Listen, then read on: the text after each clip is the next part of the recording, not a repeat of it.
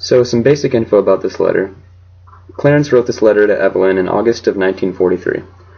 It's basically just a letter describing his situation and keeping her up to date with his life.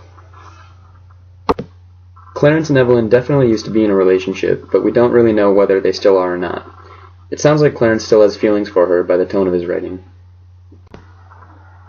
In the fourth sentence, he begins talking about the poor living conditions that many of the local Tunisians were facing. He says, "People haven't got much. They seem to have some money, but there is nothing for them to buy.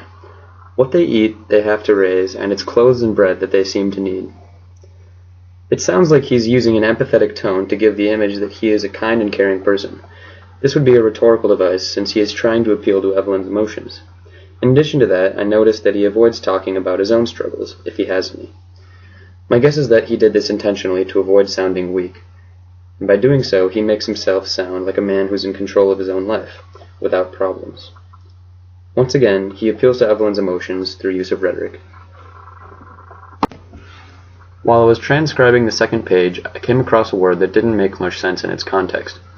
The word that confused me was red jerry. The sentence reads, "It doesn't get quite as warm here, and lately we've been having some really lovely nights. Once in a while, we are sort of disturbed for a time by red jerry, and it looks like a 4th of July celebration, but it soon passes over." After searching a while for what red jerry could mean, I was left with only one definition that makes even a little sense in the context of the letter.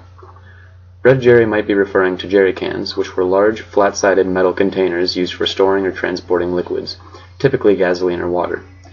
He describes red jerry as looking like a 4th of July celebration, which evokes images of explosions, like fireworks. One possible explanation would be that jerry cans were being used to carry gasoline to start fires or explosions, though I'm not exactly sure if that's true, but that's the best explanation I could come up with.